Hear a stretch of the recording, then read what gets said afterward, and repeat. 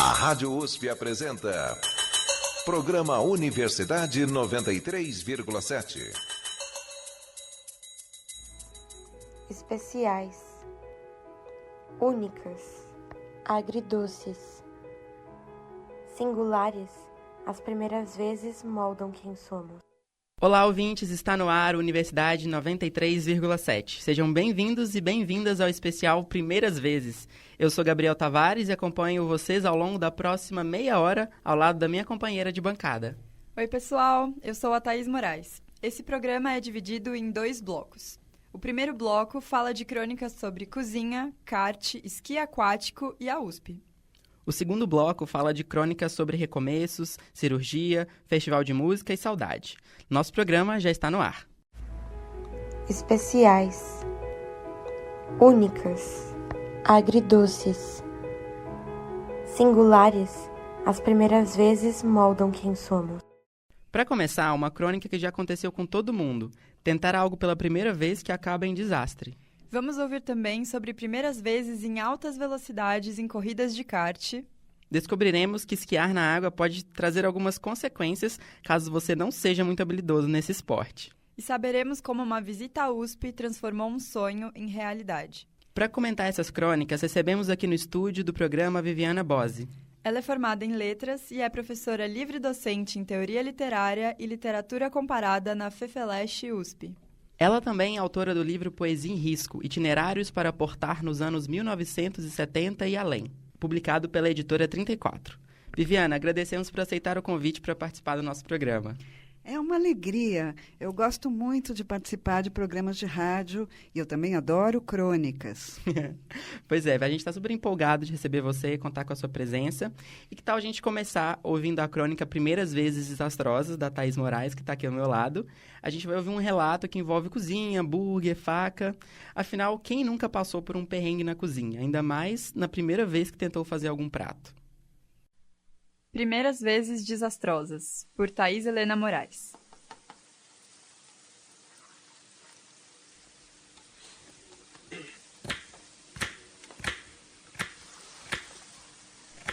Na última semana, tive um desastre culinário que foi fruto de uma primeira vez. Tentar fazer hambúrguer sem conhecimento prévio me rendeu um corte no dedo. Ai! Enquanto enrolava meu dedo num band-aid, fiquei pensando que as primeiras vezes são sempre as piores. Tudo que tem pra dar errado, vai dar. E não é raro achar por aí pessoas narrando vários traumas de primeiras vezes. Não tem como fugir. Se você abre uma empresa, tem 27% de chance de quebrar ainda no primeiro ano.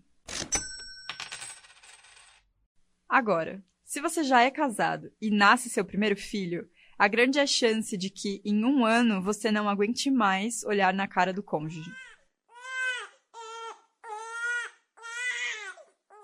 Para 20% dos casais, isso resulta em divórcio. Até para tirar carteira de motorista, você precisa se humilhar, porque existe 34% de chance de ser reprovado logo de cara.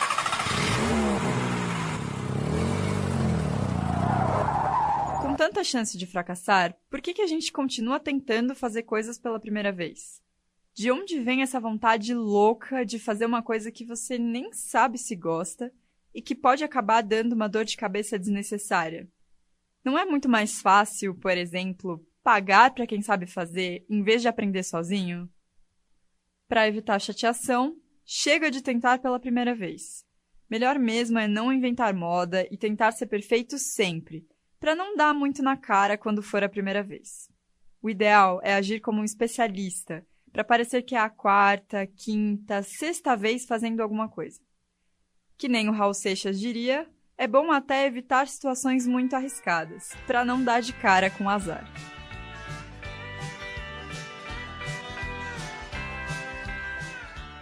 Mas, pensando bem, se a intenção é parecer perfeito, por que a gente dá tanta importância para a primeira vez? A ciência diz que leva algo entre 3.000 e 11.000 horas para se aperfeiçoar em uma certa atividade. Faria mais sentido, então, celebrar as milésimas vezes.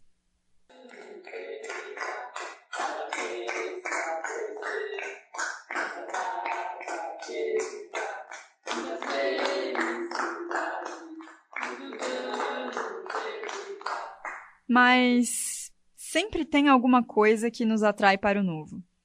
É uma vontade de se superar, ou de deixar uma marca no mundo. Quem sabe até uma vontade de errar mesmo. Pensando assim, o erro deve ser o melhor amigo das primeiras vezes. Acho que o prazer de não ser perfeito, junto com a vontade de ser melhor da segunda vez, é o que faz o mundo rodar. A propósito, essa aqui é a primeira vez que eu escrevo uma crônica. Isso com certeza só pode resultar da vontade de cometer erros para melhorar na próxima. Dito isso, até a próxima! Você acabou de ouvir a crônica Primeiras Vezes Desastrosas, de Thaís Moraes.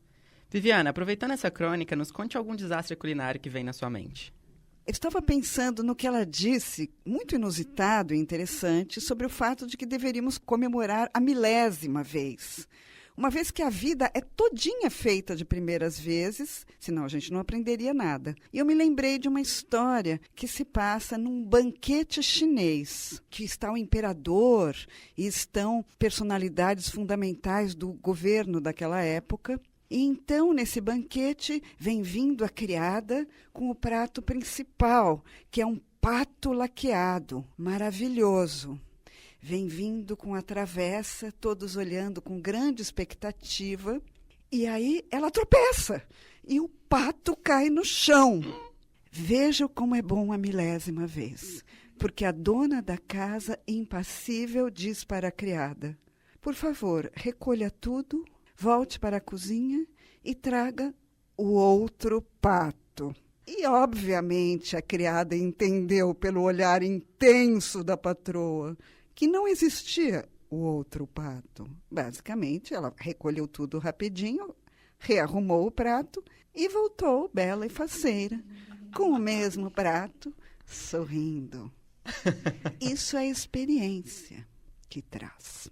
Que legal. Nossa, muito bom ouvir essa história, bem peculiar. Ainda bem que não era eu que ia comer esse pato, que estava requentado, mas tudo bem.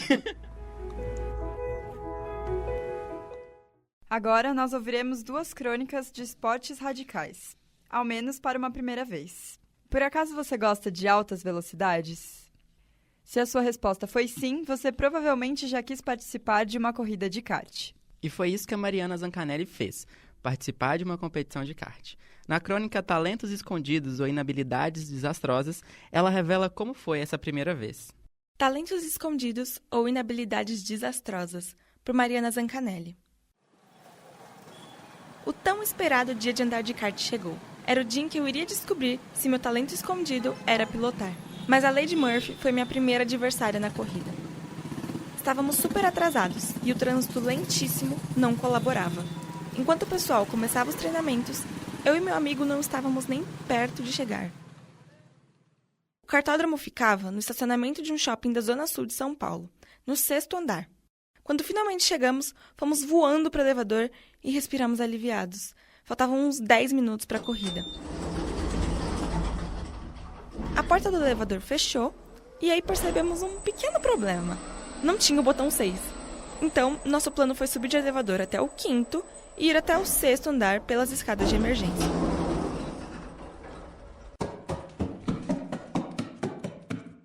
Abrindo a porta corta-fogo, descobrimos por que o acesso a esse andar era tão restrito. Ouvimos escandalosos barulhos de motor, sentimos o cheiro fortíssimo de óleo e quase tropeçamos em alguns pneus. Se nós dessemos mais 2 passos, estaríamos no meio da pista. Fechamos a porta e começamos a procurar a entrada certa. E de alguma maneira, que eu ainda não sei explicar, conseguimos encontrar. Depois de pagar e fazer a inscrição, seguimos em um corredor e vimos um grupo de adolescentes saindo dos karts que quase nos atropelaram alguns minutos antes. Fomos para a sala de treinamentos, enquanto o resto do nosso grupo já ia em direção à pista. Faltavam menos de 5 minutos para a corrida. E fizemos tudo ao mesmo tempo. Guardar nossos pertences, ouvir as regras gerais, entender o que significava cada bandeira e colocar os equipamentos. E acaba a corrida. Recebeu, dá uma volta devagar, o fiscal vai instruir para parar. Alguma dúvida, alguma pergunta aqui? Eu não consegui prestar atenção em nada. Eu só fui fazendo o que mandavam. Em pouquíssimos minutos, a gente já estava na pista com o resto do grupo. Os funcionários estavam ligando os primeiros karts da fila. Com muita força, eles puxavam um tipo de corda ligada ao carro e o motor começava a funcionar. Quando chegou minha vez, olhei pro rapaz desesperada e perguntei: o que eu faço? Eu perdi o treinamento, eu não entendi nada. E o homem olhou pra mim como se fosse uma criança e com toda a ternura do mundo me respondeu: O que você não entendeu? A minha vontade era responder nada, absolutamente nada. Mas eu tentei ser mais prática. Eu perguntei: o pedal da direita acelera e o da esquerda freia. É só isso? Ele sorriu e falou: É só isso. Você já entendeu. Boa sorte. E eu ia precisar. Todos os karts estavam ligados e a brincadeira ia começar. Começamos com um aquecimento para decidir o grid de largada. E depois desses primeiros 5 minutos, bateu um medinho. Eu já estava me sentindo muito sufocada. Eu estava usando roupas grossas, luvas, balaclava, meu óculos e o capacete com o visor fechado, que já estava todo embaçado. Meus braços já estavam cansados, porque eu precisava de muita força para manter o volante no lugar. E só com esse test drive, eu já tinha certeza que ia sair dali bem machucada por causa das batidas. Eu não ia aguentar a corrida. Eu pensei em desistir. Mas eu pensei na Mariana de 6 anos. Foi em 2010 que eu fui numa pista de kart pela primeira vez. Eu tinha ido assistir meu pai e fiquei fascinada com a corrida, com aquela emoção, com a adrenalina. Eu pensei nos 13 anos que essa oportunidade demorou para surgir para mim também. Eu pensei no sufoco para chegar até o bendito 6º andar. E eu pensei no dinheiro que eu já tinha pagado para correr. Então eu não desisti. Quando a bandeira quadriculada voou, não pensei em mais nada. Eu só tentei me divertir, como a Mariana de 6 anos faria. Eu só acelerava, esqueci que o pedal do freio existia. E, obviamente, eu esqueci de prestar atenção nas bandeiras. Até hoje, eu não sei o que elas significam. No começo, eu tentei atrapalhar um pouco os adversários e participar da brincadeira. Mas depois de tantas batidas e de precisar ser arrastada de volta para a pista toda hora, eu comecei a brincar sozinha. Era mais tranquilo deixar todo mundo passar e depois ter a pista só para mim. Eu comecei a pegar o jeito. Eu errei menos as curvas, eu até comecei a usar os freios. Mas não dava para negar que eu tinha uma inabilidade desastrosa. E depois de longuíssimos 15 minutos, a corrida finalmente acabou. No final, eu percebi que eu não lembrava de quase nada da competição em si, nem de quem ganhou. As memórias que ficaram foram a dor pelo corpo por causa das batidas, a tentativa de enxergar pelo visor embaçado e o rosto da coitada da moça que me arrastou de volta para a pista infinitas vezes. No final, eu pedi desculpa por ter dado tanto trabalho. Ela riu e disse: faz parte. Como imaginado, eu fiquei em último lugar.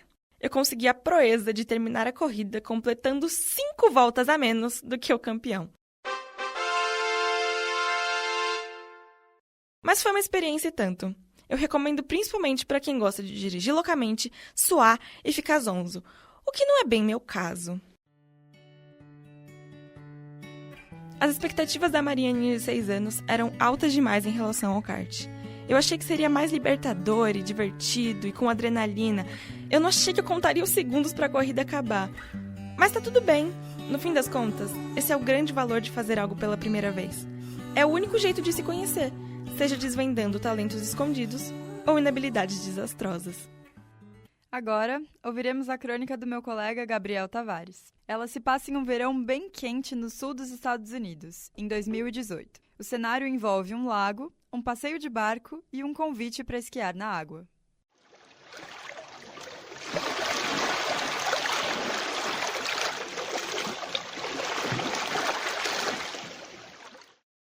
De aspirante a esquiador aquático para esportista frustrado e machucado, por Gabriel Diniz Tavares.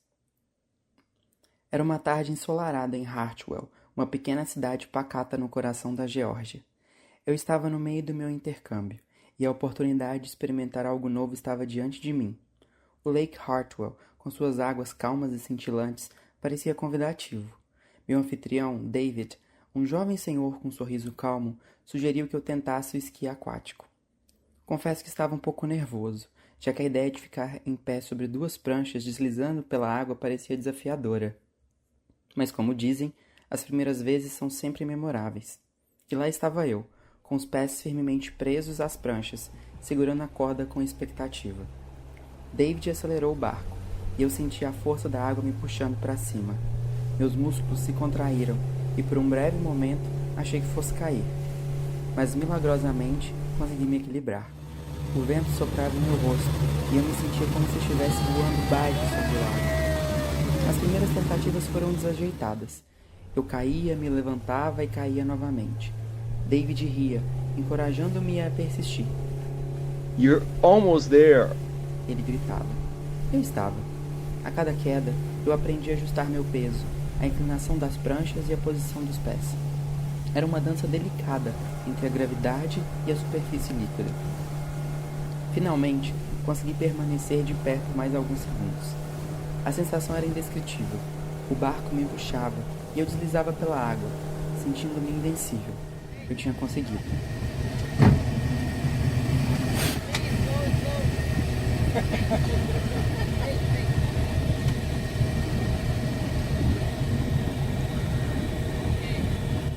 Here we go.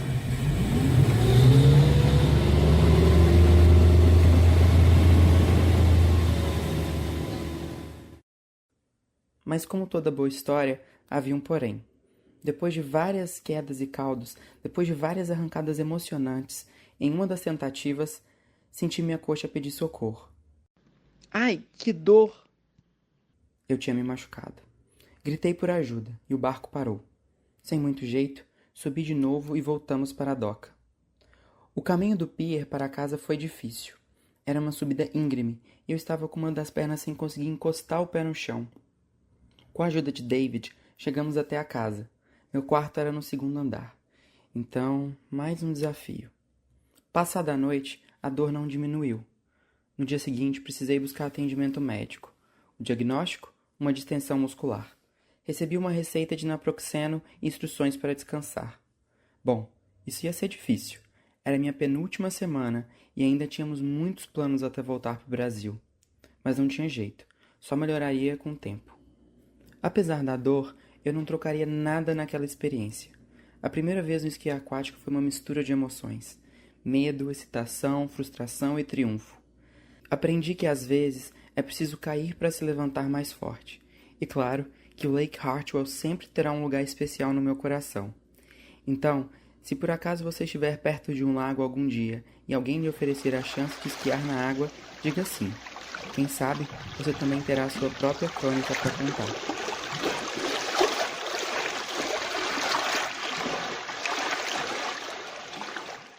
Essas foram as crônicas de Mariana Zancanelli e Gabriel Tavares. No programa de hoje, nossa convidada é Viviana Bose. Ela é professora livre-docente em Teoria Literária e Literatura Comparada na FEFELESH-USP, faculdade onde se formou em Letras. Suas linhas de pesquisa são literatura e sociedade, além de poesia moderna e contemporânea. Viviana, como você explicaria o processo de escrever uma crônica que envolve adrenalina à flor da pele? Aproveita para contar para os nossos ouvintes qual foi sua primeira vez em um esporte radical. A palavra crônica, como vocês sabem, vem de Cronos. Então, ela tem a ver realmente com um tempo muito limitado e intenso. Ela é um esporte radical, a bem da verdade, né? Mas o que eu gostei dessas histórias é que trata-se de primeira e última vez de alguma coisa, diferentemente da nossa amiga que pelo menos aprendeu a fazer hambúrguer. E o que eu achei incrível na história da Mariana é que antes da corrida de kart, ela já tem uma pré-corrida cheia de adrenalina, escada de emergência, tropeçar, ser atropelada por adolescentes, fazer um test drive, pôr uma roupa diferente, etc. E só posso dar a ela os meus parabéns, porque é muita coragem chegar em último lugar. Significa resiliência, como se diz hoje. E no caso do Gabriel, só pude lembrar do Adoniran Barbosa. Levanta, sacode a água e dá a volta por cima.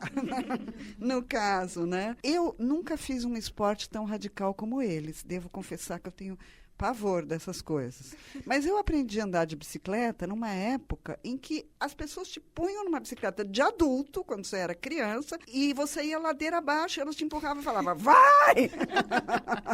E você ia na terra, no pedregulho e tal, e caía muito. Foi assim que eu aprendi a andar de bicicleta, acho que é bem radical, né? Espero que hoje em dia as crianças usem capacetes, joelheiras, vão com rodinha na bicicleta, não é? Vão no lugar plano, os pais do lado empurrandinho a bicicleta. Não era assim na minha época.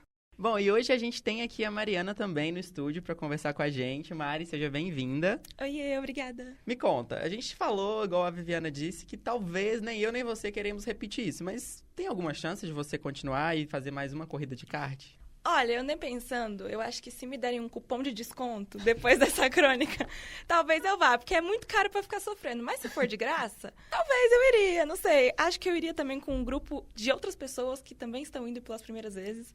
Porque quando eu competi, eu tava com um pessoal que já tinha ido várias vezes, então era óbvio que eu ia ficar em último, mas eu fui pela tentativa, pela experiência e tal. E eu só quero abrir um parênteses que eu acho bicicleta muito mais radical do que kart, tanto é que até hoje eu não sei andar, estou aqui me expondo em rede nacional, mas é isso. Se as empresas quiserem me dar um cupom, eu tento kart de novo. A próxima crônica de hoje é sobre um sonho estudantil. E ela se passa aqui, na cidade universitária Armando Salles de Oliveira, da Universidade de São Paulo. Agora, a crônica Um Sonho Concreto, de Camila Almeida. Um sonho concreto, por Camila Almeida. Moro em São Paulo há 20 anos e nunca havia visitado a cidade universitária antes de ver meu nome na lista de aprovados da FUVEST. Acredite ou não, mas eu nem eu mesmo sabia desse ponto verde em meio à selva de pedras que é a capital paulista. O motivo não é por desinteresse ou ignorância, muito pelo contrário. Fato é que a USP sempre pareceu um sonho distante para mim, como se uma vaga na maior universidade da América Latina fosse almejar demais, pedir demais para a vida. Como uma pessoa que odeia ter suas expectativas frustradas, sempre me pareceu lógico ser mais racional com relação à minha vida pós-colegial, já que eu nunca havia sido aluna número 1 da sala e tinha uma certa dificuldade com basicamente todas as matérias que não fossem de humanas. Porém, fiz a inscrição, passei para a segunda fase e no dia 11 de fevereiro de 2022, a aprovação veio.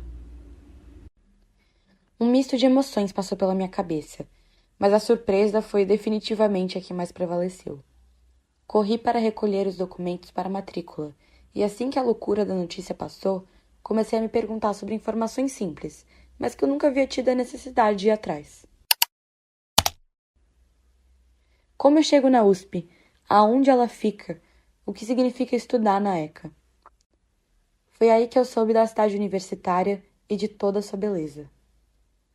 Lembro de pensar, nossa, como é que um campus com essa dimensão existe? Parecia cenário daqueles filmes adolescentes estadunidenses. A primeira visita à cidade universitária veio 2 semanas depois da minha aprovação, em um sábado ensolarado e quente que colaborava com aquela minha idealização de cena de filme. Era por volta das 9 horas da manhã quando entrei no carro com os meus pais e dirigimos até o bairro do Butantã, que conhecia por nome e poucas visitas à casa do meu melhor amigo na região. Após um trajeto de 30 minutos, finalmente entramos na Afrânio Peixoto, onde já consegui avistar a grande placa da entrada principal. Enquanto minha mãe puxava o celular, animada para começar a registrar tudo, eu me sentia em transe, como se tivesse acabado de entender que agora eu estudava ali, na USP. Passamos pela portaria e já entramos na avenida da universidade, com todo o seu lindo corredor de árvores que parece um convite a entrar e explorar o campus.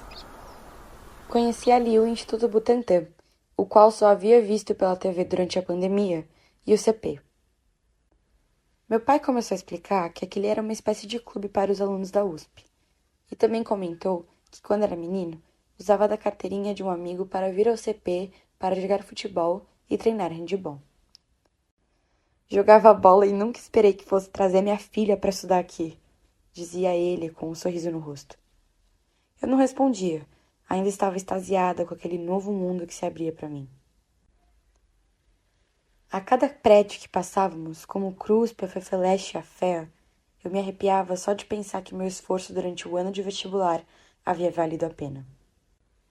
Então, chegamos à ECA. Meu pai mal estacionou o carro e eu já pulei para fora, curiosa em conhecer todos os detalhes do prédio que passaria os próximos anos da minha vida.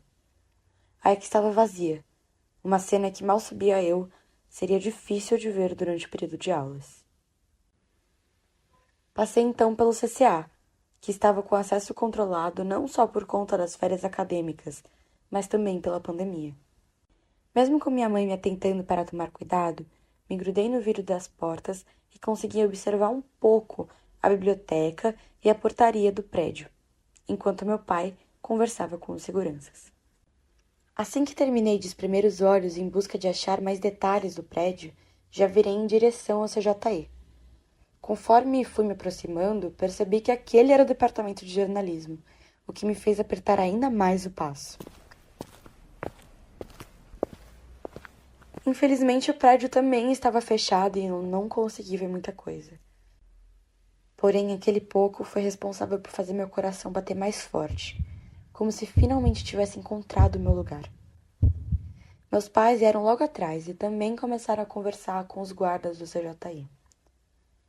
Ela passou agora, estamos visitando pela primeira vez, dizia minha mãe, com aquela afeição de mãe orgulhosa. Eu já peguei meu celular e comecei a fotografar tudo, achando beleza em cada pedaço do instituto. Demos uma rápida volta pelo CRP e atravessamos para conhecer o Quadrado das Artes. Então, fomos até a psicologia, em um jardim repleto de árvores, e paramos por ali. Por alguns minutos, ficamos parados, em silêncio, contemplando a paz e o barulho dos passarinhos, como se precisássemos daquela pausa para assimilar tudo. Não sei o que passava na cabeça dos meus pais naquele momento, mas eu gosto de pensar que, pela cara que estavam fazendo, estavam repletos de orgulho e muito felizes pela minha conquista. Já na minha, uma série de coisas. Comecei a imaginar cenários de quando eu conhecesse meus colegas, de como seria minha primeira aula. Aqueles pensamentos clássicos de uma estudante que está iniciando uma nova fase na faculdade. Logo após, caminhamos para o carro e o silêncio já havia acabado. Comentávamos sobre a semana de recepção, que teria início na próxima semana. Conforme subimos no carro e passávamos pela raia olímpica em direção ao P1, comecei a sentir as lágrimas se aproximando. Deixei toda a emoção daqueles últimos dias rolarem, enquanto eu voltava para casa. E quem diria que sonhos que eu nem imaginava haviam se tornado realidade? E melhor, que eles tinham um endereço e uma localização: a cidade universitária.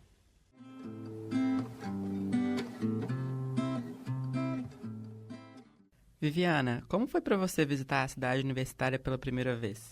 Antes de falar, devo dizer que fiquei emocionada com essa crônica, porque eu fiquei pensando hoje, quando eu passei pela Afrânio Peixoto e depois pela Avenida da Universidade, e eu vi uma árvore maravilhosa, toda florida, e eu senti o meu coração bater, porque às vezes é de novo a primeira vez, mesmo depois de décadas. Mas eu devo contar que eu vim aqui quando eu estava no ensino médio com uma amiga. Nós duas queríamos ser arqueólogas. Ainda não existia Indiana Jones, mas era mais ou menos esse o nosso desejo, não é? Aí eu me lembro que a gente foi no Museu de Arqueologia, vimos a múmia egípcia. Nunca vou esquecer. Ficamos muito impressionadas com isso. Mas nenhuma de nós duas foi arqueóloga. E ela acabou fazendo história, mas eu fui para letras. Essa foi minha primeira vez. Muito bom, né, relembrar. Realmente, eu também lembro a primeira vez e foi uma coisa inesquecível.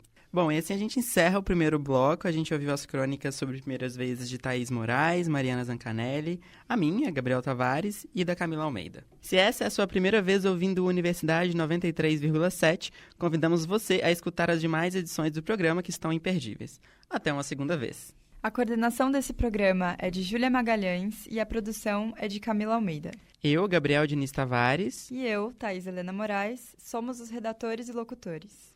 Enquanto Mariana Zancanelli, Maria Trombini e Laura Pereira Lima são as repórteres. A edição de áudio é por Ana Mércia Brandão.